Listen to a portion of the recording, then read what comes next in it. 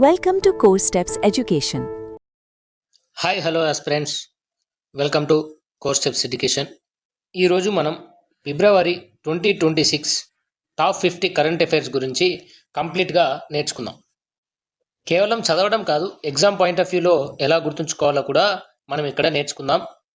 So వీడియోని చివరి వరకు చూడండి, ఇది మీ ప్రిపరేషన్కి గేమ్ చేంజర్ అవుతుంది.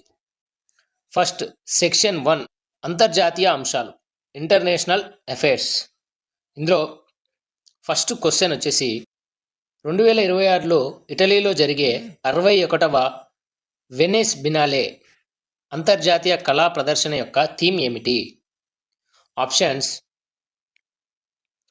ఏ art of peace, B geographies of distance, remembering home, C global colours of India, D modernism in Venice. వీడియోని పాజ్ చేసి ఆన్సర్ చేయడానికి చూడండి. Answer is geographies of distance and remembering home. Option B అనేది మనకు answer, geographies of distance, remembering home. ఇప్పుడు ఈ Venice బినాలే గురించి మనం క్లియర్గా అర్థం చేసుకుందాం.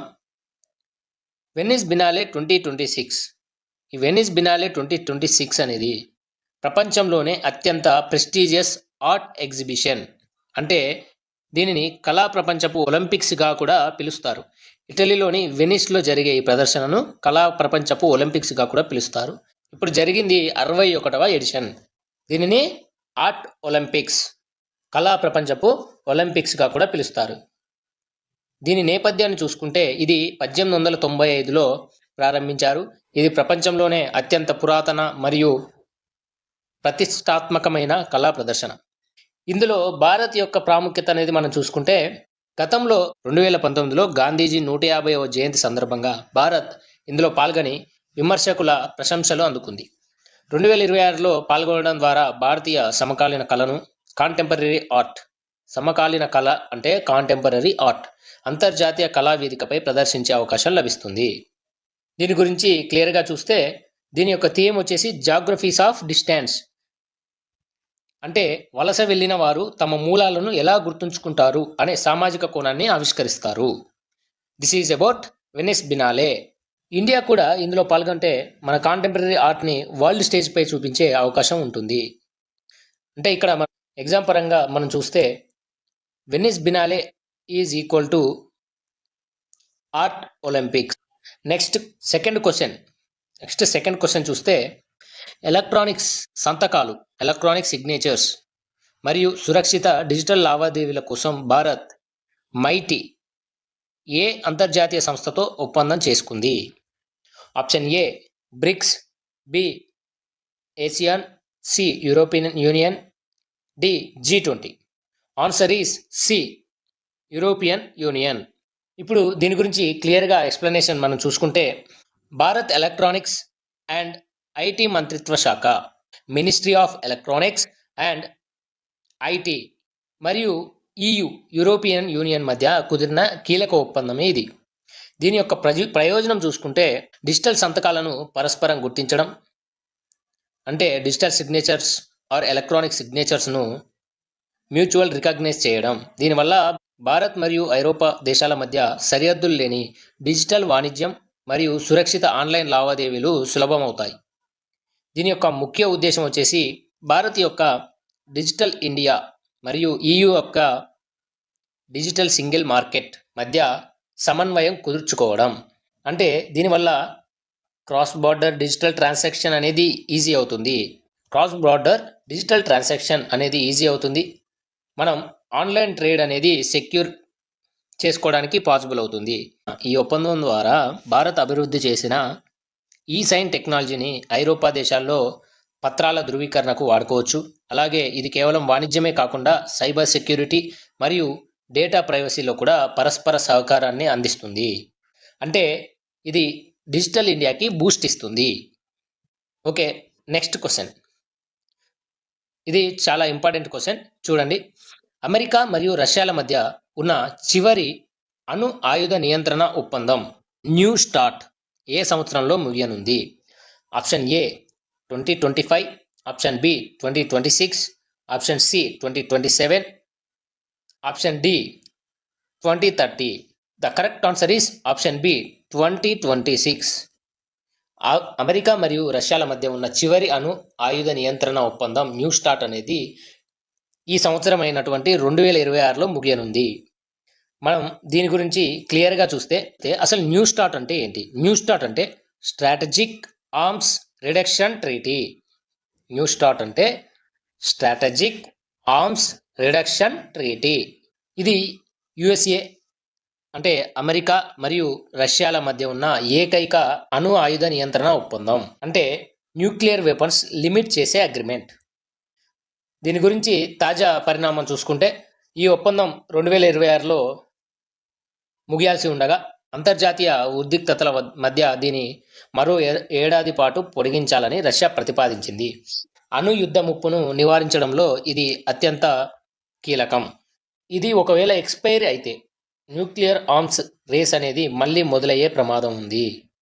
సో ఈ ట్రీటీ అనేది పొడిగించడం అనేది చాలా ఇంపార్టెంట్. సో దీన్ని గుర్తుంచుకోండి. అసలు దీని గురించి చరిత్ర చూసుకుంటే 2010లో ప్రేగ్లో కుదిరిన ఒక ఒప్పందం ప్రకారం అమెరికా మరియు రష్యాలు తమ వద్ద ఉన్న అణు వార్హెడ్ల సంఖ్యను 1550కి పరిమితం చేసుకోవాలి.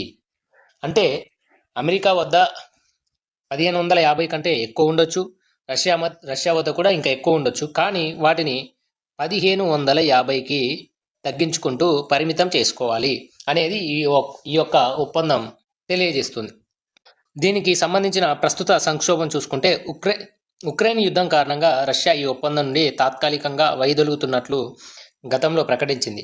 అయితే 2026లో ఒప్పందం పూర్తిగా ముగిసిపోతే ప్రపంచంలో అదుపులేని అణు పోటీ అంటే న్యూక్లియర్ ఆర్మ్స్ రేస్ అనేది మొదలయ్యే ప్రమాదం ఉంది. అందుకే దీని పొడిగింపు అనేది చాలా ఇంపార్టెంట్. కాబట్టి రష్యా ఒక ఏడాది పాటు దీన్ని పొడిగించాలని ప్రతిపాదించింది. Next question number 4. Question number 4 చూసుకుంటే సముద్ర గర్భంలో 6000 మీటర్ల లోతు నుండి రేర్ ఎర్త్ మినరల్స్ తీసిన దేశం ఏది? రేర్ ఎర్త్ మినరల్స్ సేకరించి రికార్డు సృష్టించిన దేశం ఏది? Option A China, B America, C Japan, D India. Okay aspirants, what is your answer? The answer is Japan. సముద్ర గర్భంలో 6000 మీటర్ల లోతు నుండి రేర్ ఎర్త్ మినరల్స్ సేకరించి రికార్డు సృష్టించిన దేశం జపాన్. ఓకే, మనం దీని గురించి క్లియర్గా చూసుకుంటే జపాన్ తన ప్రత్యేక ఆర్థిక మండలి ఎక్స్క్లూజివ్ ఎకనామిక్ జోన్ ఈఈజెడ్, ప్రత్యేక ఆర్థిక మండలి ఎక్స్క్లూజివ్ ఎకనామిక్ జోన్ ఇది అనేది మనకి ఇంపార్టెంట్. పరిధిలో ఉన్నటువంటి ఈ ఈఈజెడ్ పరిధిలో ఉన్నటువంటి 6000 మీటర్ల లోతున అరుదైన ఖనిజాలను రేర్ ఎర్త్ మినరల్స్ను వెలికితీసి ప్రపంచ రికార్డు సృష్టించింది. దీనికోసం జపాన్ అనేది ఉపయోగించిన సాంకేతికత గురించి మనం తెలుసుకుందాం. దీనిలో చిక్యూ ఈ వర్డ్ అనేది ఇంపార్టెంట్. చిక్యూ అనే అత్యాధునిక డ్రిల్లింగ్ నౌకను ఉపయోగించారు. డ్రిల్లింగ్ నౌక పేరేంటి? చిక్యూ. సెమీ కండక్టర్లు మరియు ఎలక్ట్రిక్ వాహనాల తయారీలో ఈ ఖనిజాలు చాలా కీలకం అవుతాయి. దీనికి సంబంధించిన టెక్నికల్ డీటెయిల్స్ గురించి చూస్తే పసిఫిక్ మహాసముద్రంలోని మినామి టొరిషిమా ద్వీపం సమీపంలో ఈ మైనింగ్ జరిగింది. పసిఫిక్ మహాసముద్రంలోని మినామి టొరిషిమా, ఇది గుర్తుంచుకోవాలి. మినామి టొరిషిమా ద్వీపం సమీపంలో ఈ మైనింగ్ జరిగింది. అసలు ఈ రేర్ ఎర్త్ మినరల్స్ గురించి చూస్తే వీటిని 21వ శతాబ్దపు విటమిన్లు అంటారు. ఇవి smart phones, missile guidance systems మరియు టెలికాం పరికరాల్లో విపరీతంగా వాడతారు.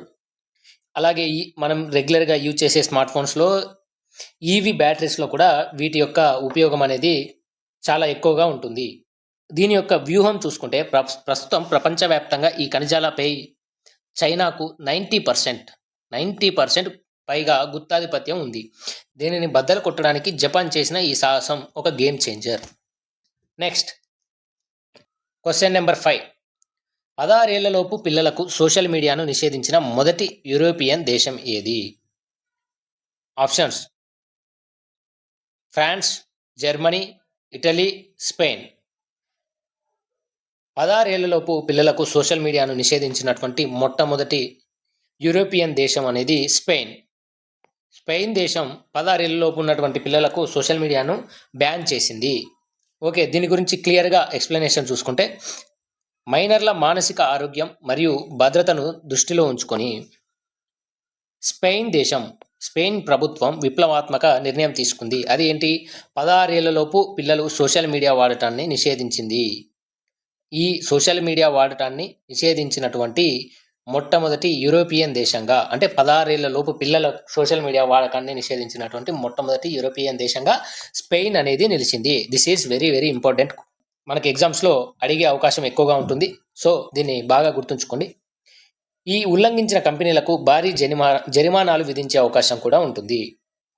ఇక్కడ చట్టం యొక్క విశిష్టత చూసుకుంటే, కేవలం వయసు అడగడమే కాకుండా యాప్స్ ఖచ్చితంగా ఏజ్ వెరిఫికేషన్ టెక్నాలజీని వాడాలని స్పెయిన్ నిబంధన పెట్టింది.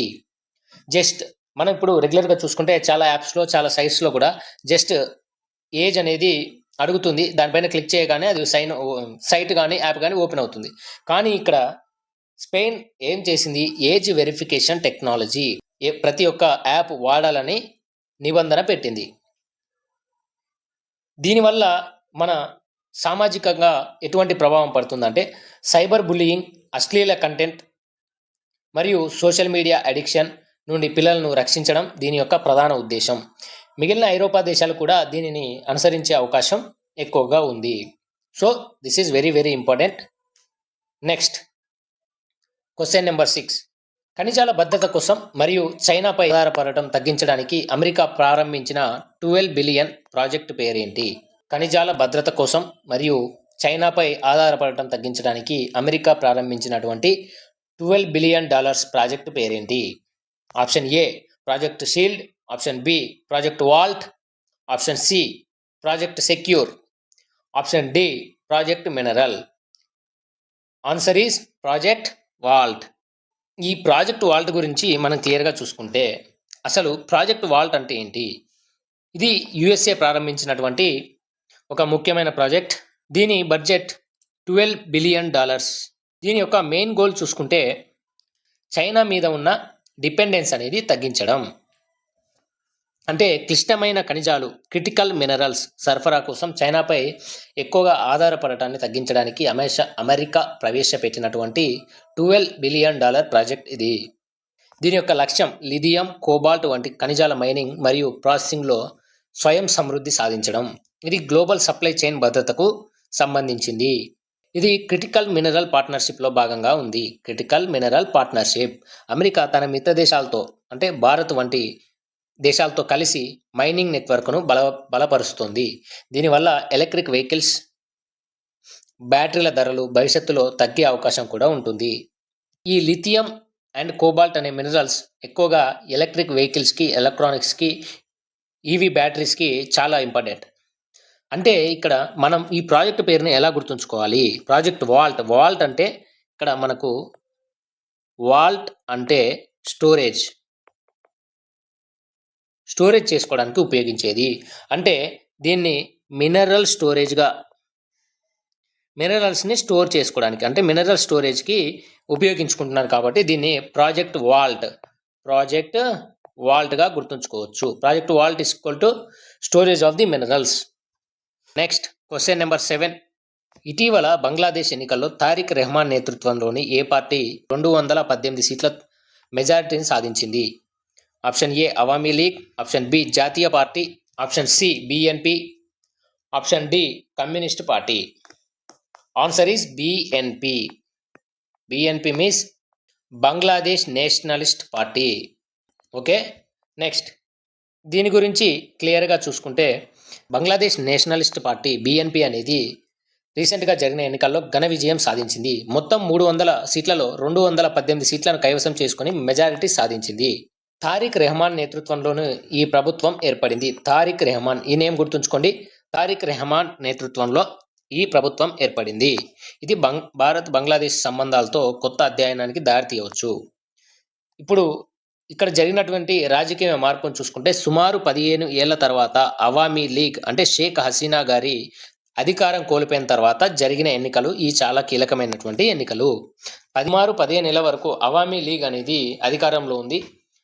ఇప్పుడు రీసెంట్గా జరిగినటువంటి ఎన్నికల్లో అవామీ లీగ్ అనేది అధికారాన్ని కోల్పోయింది. ఈ ఎన్నికలు మరియు ఈ కొత్త కొత్త ప్రభుత్వ ఏర్పాటు అనేది భారత్పై ఎటువంటి ప్రభావం చూపుతుందో చూద్దాం. తారిక్ రెహమాన్ నేతృత్వంలోని బిఎన్పి ప్రభుత్వంతో భారత్ తన భద్రత మరియు వాణిజ్య సంబంధాలను ఎలా కొనసాగిస్తుందనేది ఆసక్తికరంగా మారింది.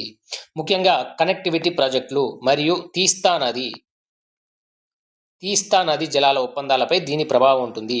ఓకే, ఇందులో మనం గుర్తుంచుకోవాల్సింది బిఎన్పి బంగ్లాదేశ్ నేషనలిస్ట్ పార్టీ, ఈ పేరు గుర్తుంచుకోండి. Next question number 8. భారత్ ఏ కూటమితో స్వేచ్ఛ వాణిజ్య ఒప్పందం ఫ్రీ ట్రేడ్ అగ్రిమెంట్ కోసం చర్చలు జరుపుతోంది? ప్రస్తుతం వాణిజ్యం $178.56 బిలియన్ ఉంది. Option A G7, option B GCC, C Quad, option D SAARC. Bharat ఏ కూటమితో స్వేచ్ఛ వాణిజ్య ఒప్పందం అంటే ఫ్రీ ట్రేడ్ అగ్రిమెంట్ కోసం చర్చలు జరుపుతోంది? Answer is option B GCC. GCC means Gulf cooperative council. ఈ గల్ఫ్ కోఆపరేటివ్ కౌన్సిల్స్తో భారత్ ఫ్రీ ట్రేడ్ అగ్రిమెంట్ కోసం చర్చలు జరుపుతుంది. ప్రస్తుతం దీని యొక్క వాణిజ్యం $178.56 బిలియన్ ఉంది. దీని గురించి వివరణ చూసుకుంటే గల్ఫ్ కోఆపరేషన్ కౌన్సిల్, ఇందులో GCCలో Saudi Arabia, UAE, Qatar, Kuwait, Oman, Bahrain ఈ దేశాలన్నీ కూడా GCCలోకి వస్తాయి. ఈ దేశాలతో భారత్ స్వేచ్ఛ వాణిజ్య ఒప్పందం కోసం చర్చలు వేగవంతం చేసింది. ప్రస్తుత గణాంకాలు చూసుకుంటే ప్రస్తుతం భారత్ మరియు గల్ఫ్ దేశాల మధ్య $78.56 బిలియన్ ఉంది. ఈ ఒప్పందం ద్వారా ఇది మరింత పెరిగే అవకాశం ఉంది.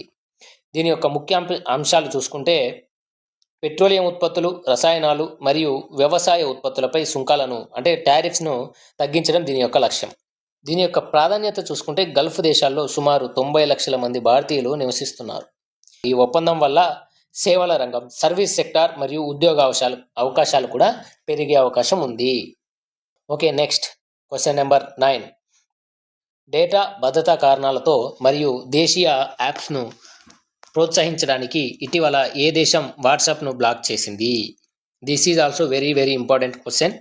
దీని గురించి కూడా క్లియర్గా గుర్తుంచుకోండి. డేటా భద్రతా కారణాలతో మరియు దేశీయ యాప్స్ను ప్రోత్సహించడానికి ఇటీవల ఏ దేశం వాట్సాప్ను బ్లాక్ చేసింది? ఆప్షన్ ఏ ఉత్తర Korea, B Iran, C Russia, D China. Answer Russia అనేది డేటా భద్రతా కారణాలతో మరియు దేశీయ యాప్స్ను ప్రోత్సహించడానికి ఇటీవల వాట్సాప్ను బ్లాక్ చేసింది. దీని గురించి మరింత క్లుప్తంగా చూస్తే డేటా భద్రత మరియు పాశ్చాత్య యాప్స్ ద్వారా సమాచార లీకేజీ, అంటే ఈ యాప్స్ ద్వారా ఆ దేశం యొక్క ఇన్ఫర్మేషన్ అనేది బయటికి వెళ్ళే అవకాశం ఉంటుంది. కాబట్టి దానిని అరికట్టడానికి రష్యా వాట్సాప్ను బ్లాక్ చేసింది. ఈ WhatsApp end to end encryption వల్ల, అంటే వాట్సాప్లో ఉన్నటువంటి ఒక ఫీచర్ ఏంటి, ఎండ్ టు ఎండ్ ఎన్క్రిప్షన్. ఈ యొక్క ఫీచర్ వల్ల రష్యాకు సంబంధించిన ఇంటెలిజెంట్ సెక్టార్ అంటే ఇంటెలిజెన్స్ రంగం అనేది డేటాను పర్యవేక్షించలేకపోతుంది, అంటే ఆ డేటాను పరిశీలించలేకపోతుంది. అందుకే దేశీయంగా నియంత్రించగలిగే యాప్స్ వైపు రష్యా మొగ్గు చూపుతోంది. రష్యా తన దేశీయ యాప్స్ అయిన టెలిగ్రామ్ మరియు వీకేలను ప్రోత్సహిస్తోంది. Next question number 10. భారత్ మరియు కిర్గిస్తాన్ దేశాల మధ్య జరిగిన 13వ ఎడిషన్ సైనిక విన్యాసం ఖాంజార్ ఎక్కడ నిర్వహించబడింది?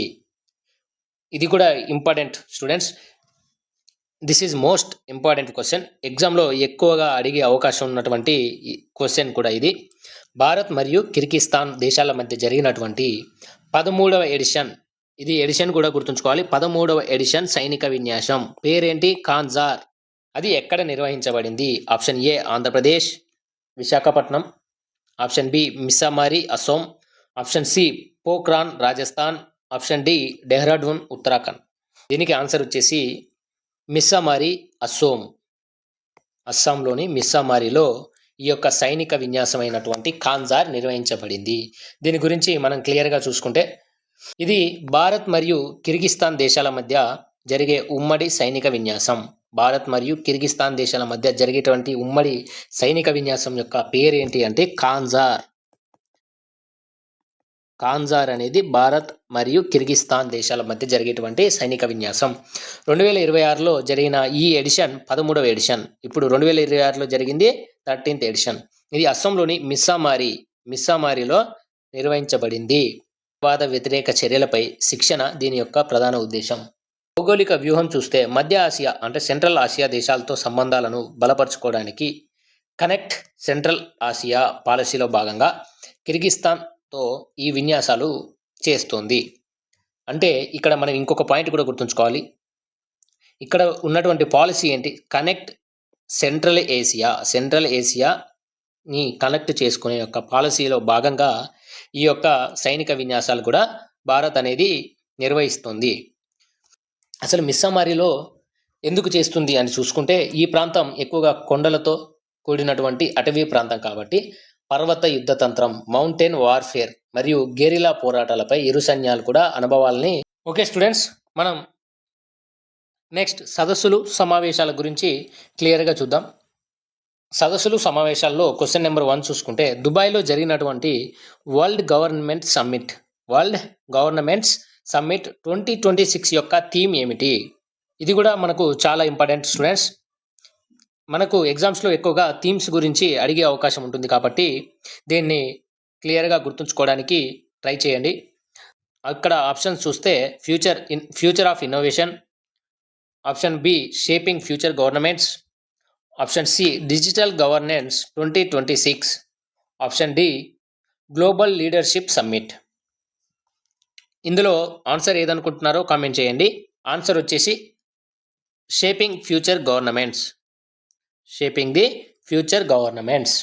వరల్డ్ గవర్నమెంట్ సమ్మిట్ గురించి క్లియర్గా చూసుకుంటే ఈ వరల్డ్ గవర్నమెంట్ సమ్మిట్ అనేది యునైటెడ్ అరబ్ ఎమిరేట్స్లోని దుబాయ్లో జరిగింది.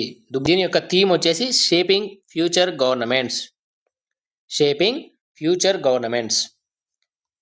దీని గురించి క్లియర్గా చూస్తే ప్రపంచ దేశాల నేతలు, నిపుణులు కలిసి భవిష్యత్ ప్రభుత్వాల రూపకల్పన, పాలన మొదలైనటువంటి సాంకేతికత వాడకంపై చర్చించారు. ఇందులో ముఖ్యంగా ఏఐ ఇన్ గవర్నెన్స్, పాలనలో కృత్రిమ మేధ ప్రాముఖ్యతను హైలైట్ చేశారు. మనం ఇక్కడ మెయిన్గా గుర్తుంచుకోవాల్సింది ఏంటి? దీని యొక్క థీమ్ వచ్చేసి షేపింగ్ ఫ్యూచర్ గవర్నమెంట్స్. దీని యొక్క వేదిక ఎక్కడ జరిగింది అంటే దుబాయ్లో జరిగింది. యునైటెడ్ అరబ్ ఎమిరేట్స్లో దుబాయ్లో జరిగింది. నెక్స్ట్, హైదరాబాద్లో జరిగిన 23వ బయో ఏషియా 2026.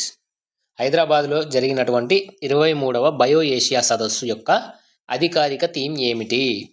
మెయిన్గా దీని గురించి ఎక్కువ అడిగే అవకాశం ఉంటుంది.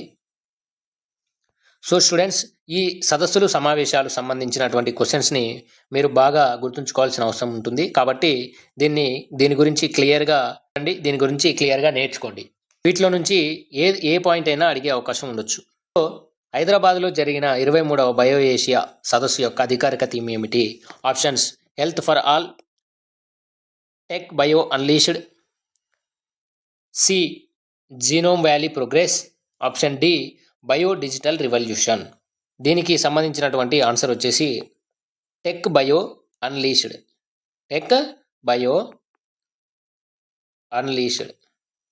దీని గురించి వివరణ చూసుకుంటే మనం బయో ఏషియా 2026 అనేది తెలంగాణలోని హైదరాబాద్లో జరిగింది. ఇది 23వ ఎడిషన్. దీని యొక్క థీమ్ వచ్చేసి టెక్ బయో అన్లీష్డ్. దీని గురించి క్లియర్ ఎక్స్ప్లెనేషన్ చూసుకుంటే ఆసియాలో అతిపెద్ద లైఫ్ సైన్సెస్ మరియు హెల్త్ కేర్ సదస్సు ఇది. ఏసియాలోనే అతిపెద్ద లైఫ్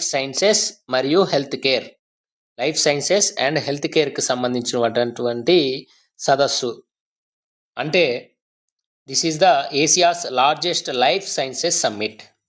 ఇది టెక్నాలజీ అంటే డేటా సైన్స్, ఏఐ మరియు బయాలజీ కలయికతో వైద్య రంగంలో వస్తున్న విప్లవాత్మక మార్పులపై ఇక్కడ చర్చలు జరిగాయి. హైదరాబాద్ను గ్లోబల్ హెల్త్ కేర్ హబ్గా ఈ సదస్సు మరింత బలోపేతం చేసింది. ఇక్కడ ఈ పాయింట్ కూడా గుర్తుంచుకోవాలి స్టూడెంట్స్. హైదరాబాద్ను గ్లోబల్ హెల్త్ కేర్ హబ్ ఈ సదస్సు మరింత బలోపేతం చేసింది. Next question number 3. ఢిల్లీలో జరిగిన గ్లోబల్ ఏఐ ఇంపాక్ట్ సమ్మిట్లో ప్రసంగించిన ప్రముఖ అంతర్జాతీయ వ్యక్తి ఎవరు? ఇది కూడా ఇంపార్టెంట్ స్టూడెంట్స్. ఢిల్లీలో జరిగినటువంటి గ్లోబల్ ఏఐ ఇంపాక్ట్ సమ్మిట్లో ప్రసంగించిన ప్రముఖ అంతర్జాతీయ వ్యక్తి ఎవరు? Elon Musk, option B Mark Zuckerberg, C Bill Gates, D Sundar Pichai. వచ్చేసి బిల్ గేట్స్. బిల్ గేట్స్ న్యూఢిల్లీలో జరిగినటువంటి గ్లోబల్ ఏఐ ఇంపాక్ట్ సమ్మిట్లో ప్రసంగించినటువంటి ప్రముఖ అంతర్జాతీయ వ్యక్తి. దీని గురించి ఈ గ్లోబల్ ఏఐ ఇంపాక్ట్ సమ్మిట్ గురించి క్లియర్గా మనం తెలుసుకుందే. ఈ గ్లోబల్ ఏఐ ఇంపాక్ట్ సమ్మిట్ అనేది న్యూఢిల్లీలో జరిగింది. ప్రధాని మోదీ దీన్ని ప్రారంభించగా మైక్రోసాఫ్ట్ని స్థాపించినటువంటి వ్యక్తి బిల్ గేట్స్ గారు ప్రత్యేక ప్రసంగం చేశారు.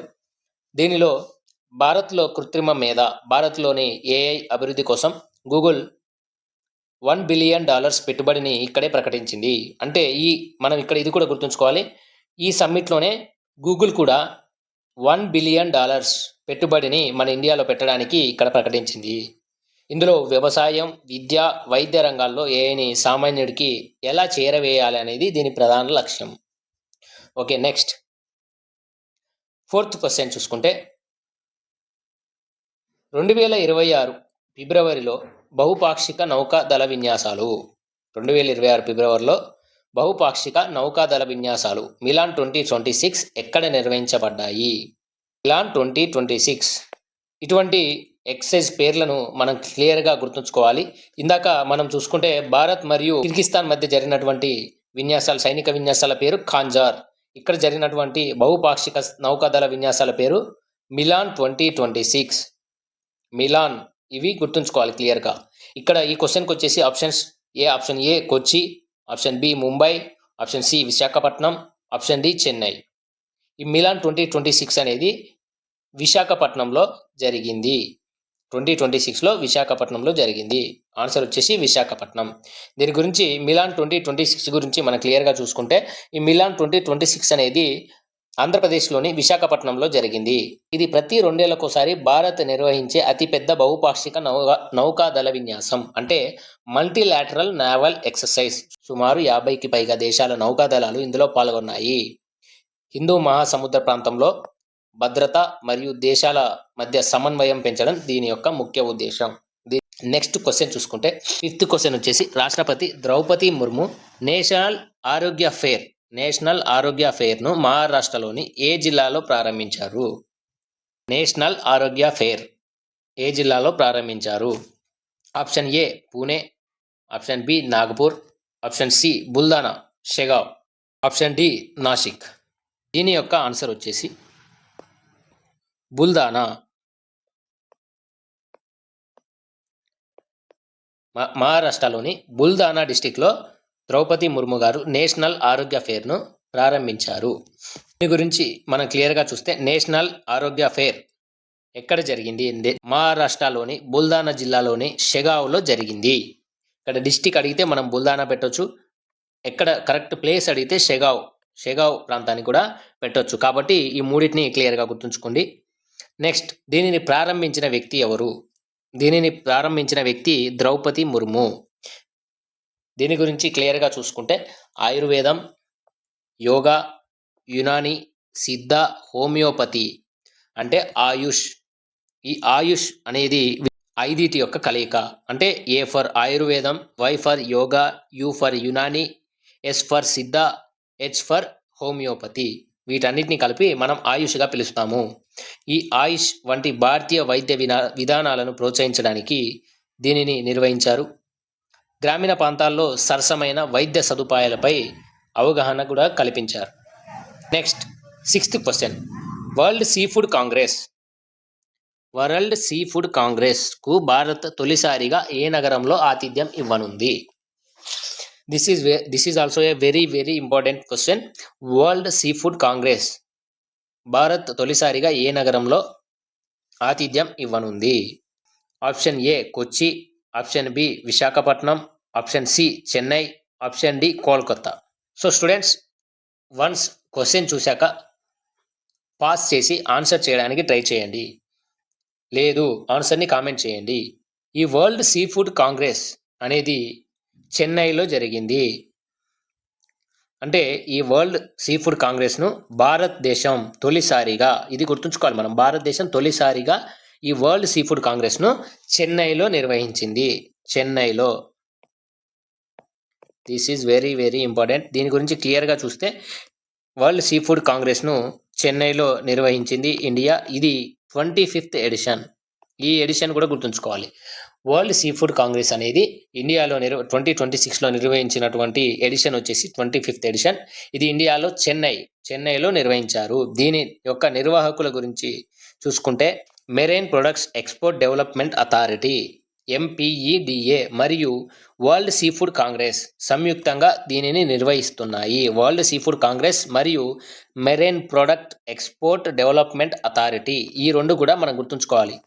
నెక్స్ట్ దీని గురించి చూస్తే ప్రపంచవ్యాప్తంగా సముద్ర ఆహార ఎగుమతులు, సుస్థిరమైన మత్స్య సాగు అంటే సస్టైనబుల్ ఫిషింగ్ అండ్ ప్రాసెసింగ్ మరియు సుస్థిర మత్స్య సంపదపై చర్చించే ఈ అంతర్జాతీయ సదస్సుకు భారత్ తొలిసారిగా అనే వర్డ్ అనేది మనకు చాలా ఇంపార్టెంట్. వరల్డ్ సీ ఫుడ్ కాంగ్రెస్ను మనం తొలిసారిగా ఆతిథ్యం ఇస్తున్నాము. బ్లూ రివల్యూషన్ అంటే నీలి విప్లవం ద్వారా మత్స్యకారుల ఆదాయం పెంచడం దీని యొక్క లక్ష్యం. నెక్స్ట్ క్వశ్చన్ చూసుకుంటే ఢిల్లీలో జరిగిన అంతర్జాతీయ ప్లాస్టిక్ ఎగ్జిబిషన్. 7th క్వశ్చన్, ఢిల్లీలో జరిగిన అంతర్జాతీయ ప్లాస్టిక్ ఎగ్జిబిషన్ ప్లాస్ట్ ఇండియా 2026 ఏ పద్ధతిలో నిర్వహించబడింది? Option A eco friendly, option B zero waste, option C green plastic, option D recycled India. Answer వచ్చేసి జీరో వేస్ట్. ఈ ఢిల్లీలో జరిగినటువంటి అంతర్జాతీయ ప్లాస్టిక్ ఎగ్జిబిషన్ ప్లాస్ట్ ఇండియా 2026 అనేది జీరో వేస్ట్ అనే పద్ధతిలో నిర్వహించబడింది. దీని గురించి క్లియర్గా చూసుకుంటే ఈ ప్లాస్ట్ ఇండియా 2026 అనేది ప్రగతి మైదాన్ ఢిల్లీలో జరిగింది. ఇది క్లియర్గా గుర్తుంచుకోవాలి మనం. ప్రగతి మైదాన్ న్యూఢిల్లీలోని ప్రగతి మైదాన్లో జరిగింది. దీని యొక్క థీమ్ వచ్చేసి జీరో వేస్ట్. నేను ఫస్ట్ నుంచి చెప్తూనే ఉన్నాను, మనకు జరిగినటువంటి ఏ సదస్సు అయినా దాని యొక్క థీమే మనకు ఎగ్జామ్స్లో ఎక్కువగా అడిగే అవకాశం ఉంటుంది. మనం ఎక్కువగా ఈ థీమ్స్ని కన్ఫ్యూజ్ అయ్యే అవకాశం కూడా ఉంటుంది. కాబట్టి వీటిని క్లియర్గా గుర్తుంచుకోవాల్సిన అవసరం చాలా ఉంది. చూసుకుంటే మనం ప్లాస్టిక్ పరిశ్రమకు సంబంధించిన అంతర్జాతీయ ఎగ్జిబిషన్ ఇది. This is the exhibition of plastic industries. Plastic వల్ల కలిగే కాలుష్యాన్ని తగ్గించి రీసైక్లింగ్ ద్వారా సర్క్యులర్ ఎకానమీ అంటే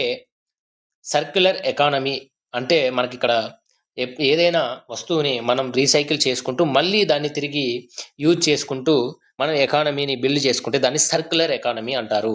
ప్లాస్టిక్ వల్ల కలిగే కాలుష్యాన్ని మరియు రీసైక్లింగ్ ద్వారా సర్క్యులర్ ఎకానమీని ఎలా నిర్మించాలో ఈ సదస్సులో ప్రదర్శించారు. నెక్స్ట్, డిజిటల్ మరియు ఫైనాన్షియల్ మార్పులపై చర్చించడానికి బ్లాక్ స్వాన్ సమ్మిట్ ఎక్కడ జరిగింది? బ్లాక్ స్వాన్ సమ్మిట్, ఈ పేర్లన్నింటినీ కూడా మనం క్లియర్గా గుర్తుంచుకోవాలి. ఈ బ్లాక్ స్వాన్ సమ్మిట్ అనేది ఎక్కడ జరిగింది అని అడుగుతున్నారు. Option A Bhubaneswar, option B Bengaluru, option C Hyderabad, option D Ahmedabad. Answer చూసుకుంటే భువనేశ్వర్.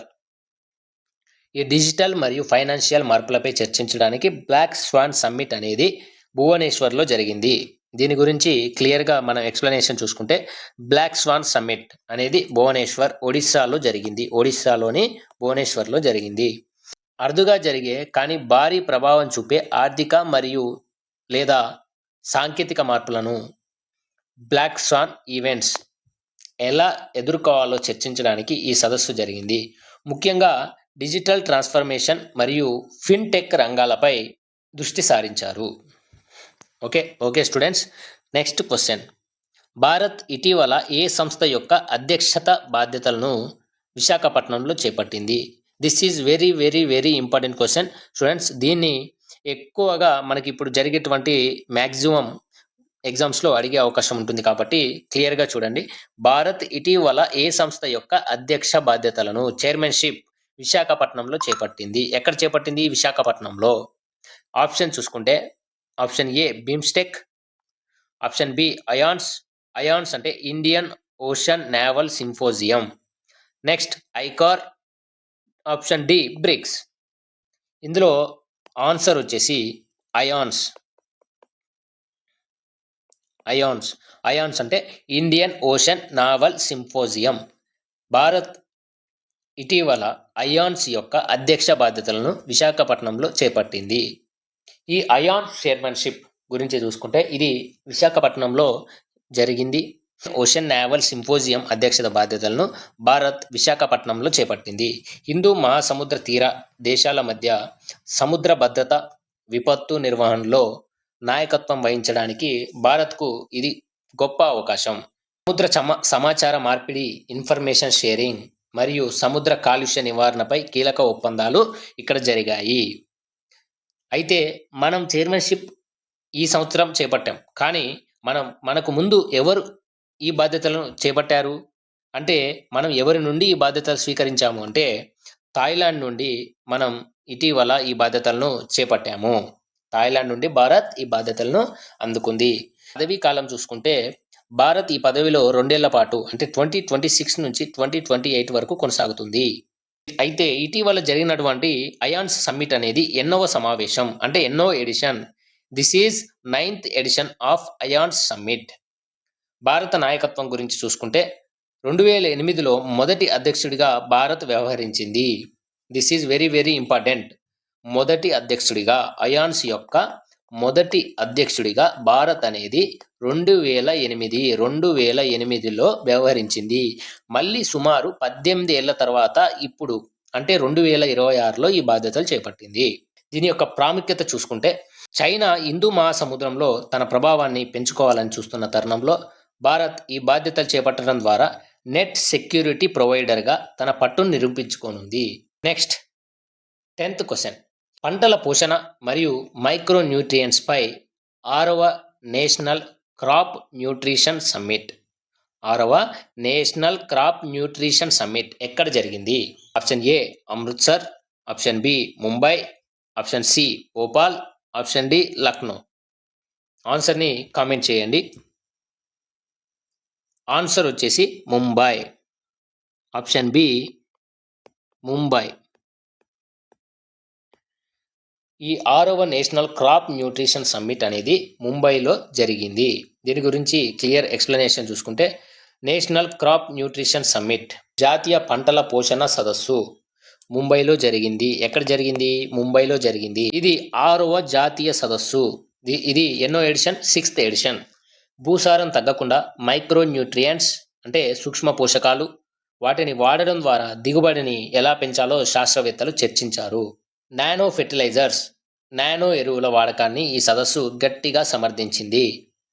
దీనిని నిర్వహించిన గురించి చూసుకుంటే fertiliser association of India, FAI మరియు ఇతర వ్యవసాయ పరిశోధన సంస్థల సహకారంతో ఇది నిర్వహించబడింది. Next question. నెక్స్ట్ మనం నివేదికలు, సూచీల గురించి చర్చిద్దాం. ఇందులో నివేదికలు, సూచీలలో ఫస్ట్ క్వశ్చన్ చూసుకుంటే ట్రాన్స్పరెన్సీ ఇంటర్నేషనల్ విడుదల చేసిన corruption perception index 2025 corruption perception index 2025లో భారత్ ర్యాంక్ ఎంత? ఇక్కడ మనం నివేదికలు, సూచీలు అనేవి కూడా మనకి ఎగ్జామ్లో కంపల్సరీగా అడిగే అవకాశం ఉన్న టాపిక్ కాబట్టి వీటిని కూడా మనం క్లియర్గా గుర్తుంచుకోవాల్సిన అవసరం ఉంది. ట్రాన్స్పరెన్సీ ఇంటర్నేషనల్ విడుదల చేసినటువంటి కరప్షన్ పర్సెప్షన్ ఇండెక్స్ 2025లో భారత్ యొక్క ర్యాంక్ ఎంత? Option A 85, option B 96, option C 102 or option D 75. Corruption perceptions index 2025లో భారత్ యొక్క ర్యాంక్ వచ్చేసి 96th ర్యాంకులో భారత్ అనేది ఉంది. దీని గురించి మన కరప్షన్ పర్సెప్షన్స్ ఇండెక్స్ గురించి క్లియర్గా చర్చిద్దాం. ఈ కరప్షన్ పర్సెప్షన్ ఇండెక్స్ అనేది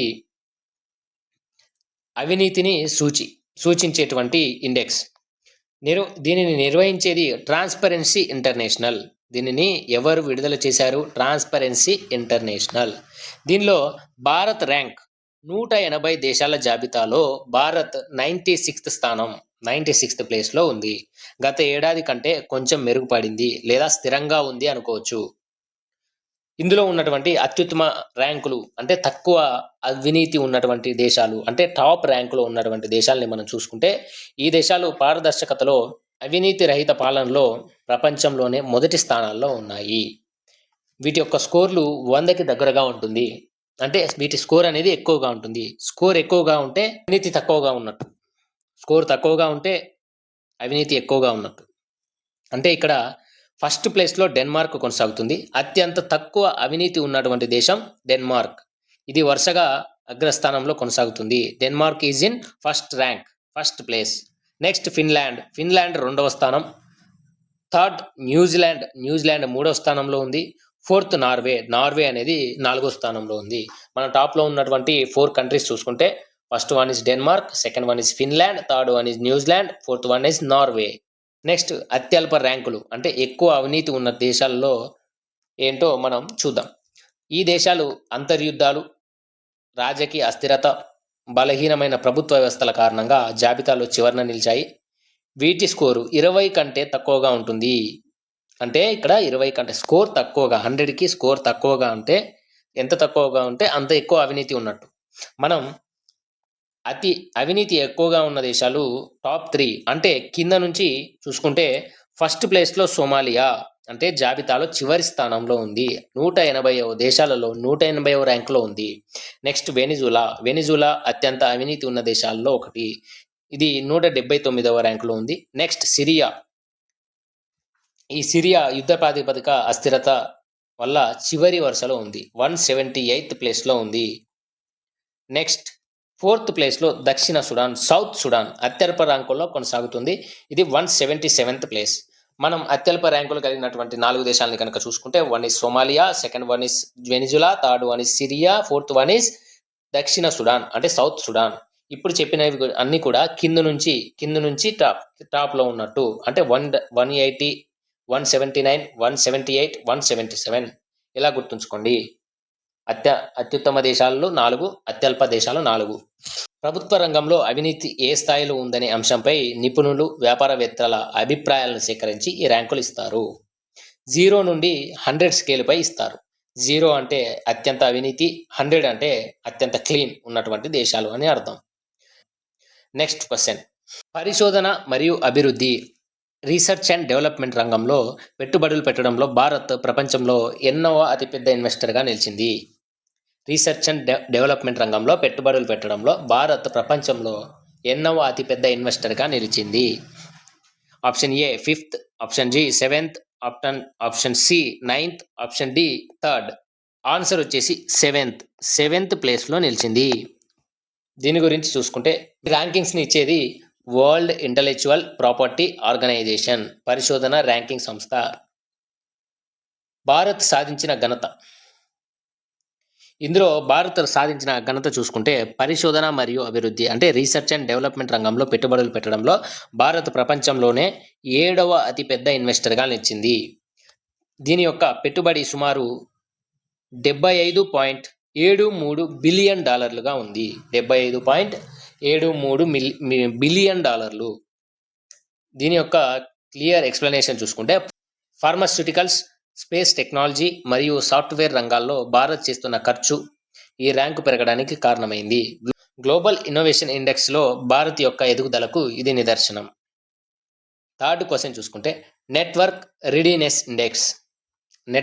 రీడినెస్ ఇండెక్స్లో తక్కువ మధ్య ఆదాయ దేశాల కేటగిరీలో భారత్ ఏ స్థానంలో ఉంది? Option A 1, option B 2, option C 3, option D 4. దీని యొక్క ఆన్సర్ వచ్చేసి 2వ స్థానంలో ఉంది. Bharat is in 2nd place.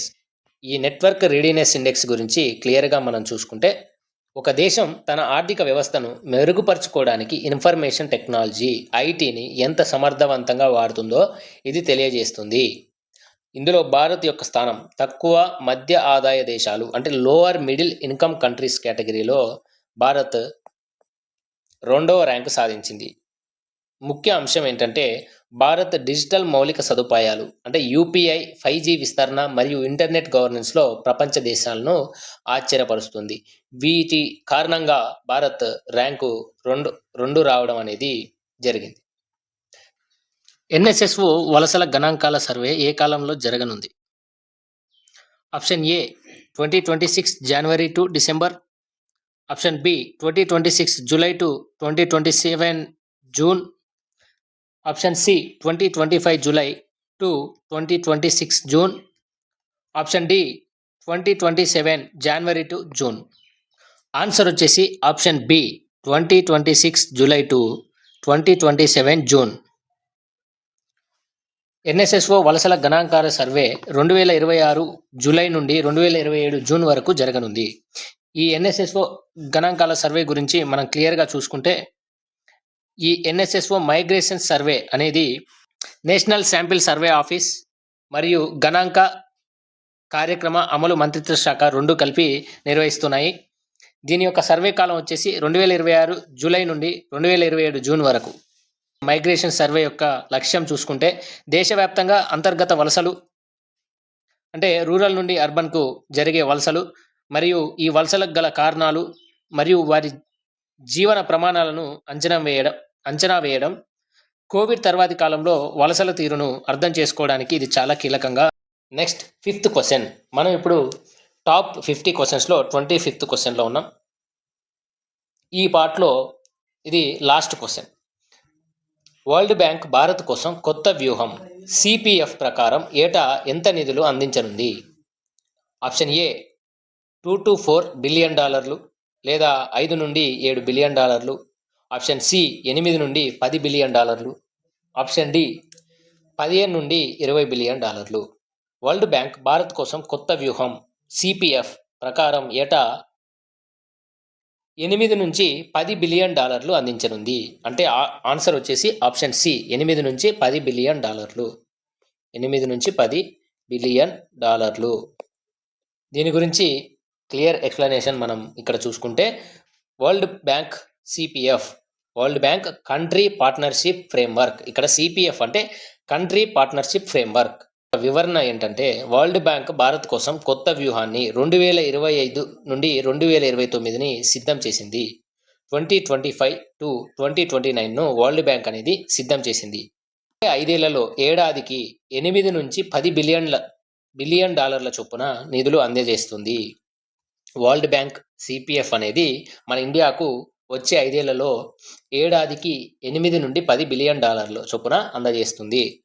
దీని యొక్క ప్రాధాన్యత రంగాలు చూసుకుంటే, గ్రీన్ ఎనర్జీ, స్కిల్ డెవలప్మెంట్, మహిళా సాధికారత మరియు క్లైమేట్ రెసిలెంట్ ఇన్ఫ్రాస్ట్రక్చర్.